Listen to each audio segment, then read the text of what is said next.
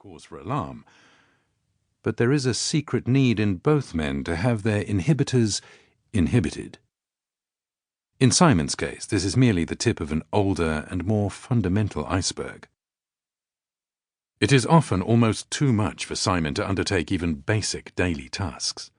To shower and shave, to dress, to wash his clothes, to feed himself and Empson. He runs out of all but the most essential of foods, and doesn't do anything about it until there's nothing for the dog to eat. You couldn't know Empson. Simon got him as a puppy. He would be about 3.5 now. He used to take him to school with him. This was the sort of thing he would do. The children loved Empson almost as much as they loved Simon. You loved him too. I can imagine he was a wonderful teacher. You might remember that Simon's father, William, or did you call him Mr. Hayward, was disappointed that Simon was going to be a teacher, particularly a primary school teacher. He felt that this was not a sufficiently manly occupation for his son, and that Simon would be wasted. Ironically, though, had Simon still been teaching, William may not have felt the need to contact me. It was very late one night. I could tell by his voice that William was embarrassed. He was at home, and I was, of course, in my rooms, getting the last little bit of my dinner from the bottom of a cup. I don't know why he thought I'd still be there. He almost whispered into the telephone that he was calling on his son's behalf, but without his knowledge. For all his embarrassment, and I have since learnt that this is characteristic of him, he very soon got to the point. He told me he had a 32-year-old son who lived alone with a dog in a flat by the sea in Elwood. He told me that his son, always obsessed with poetry, seldom went out since losing his job in the first wave of the downsizing epidemic. In getting directly to the point, William missed so many others. Simon has said that the reason his father has no time for poetry is that he is afraid of the messiness of life. Poetry feeds on all that spills over the boundaries of the usual things, the everyday things with which most people are obsessed, so William has no time for it. He cannot think of anything more unnecessary. What about you? What's your excuse?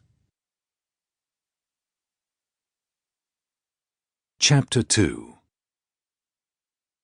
The conversation must have lasted about half an hour, most of it taken up with William's examples of his son's lack of interest in things other than poetry and perhaps the damn dog. He seems to have had no idea of Simon's continuing interest in you and everything about you.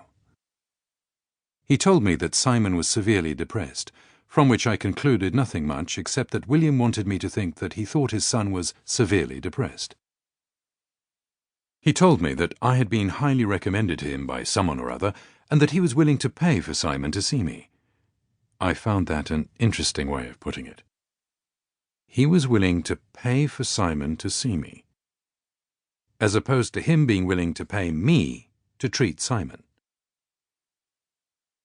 His wife knew nothing about all of this, and he asked me in advance to forgive him if she came into the room unexpectedly, and he was forced to hang up suddenly without saying goodbye. William has spent much of his time planning to cope with people doing things unexpectedly. He would probably not recognize that he has ever done this, let alone the futility of doing it.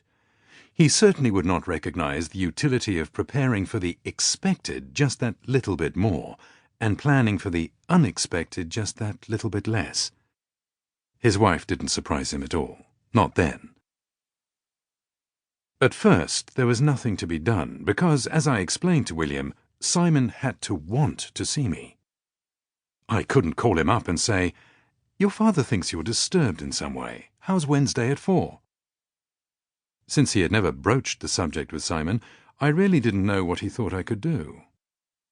We said goodbye, and that, I thought, would be the end of it. Clearly, it wasn't.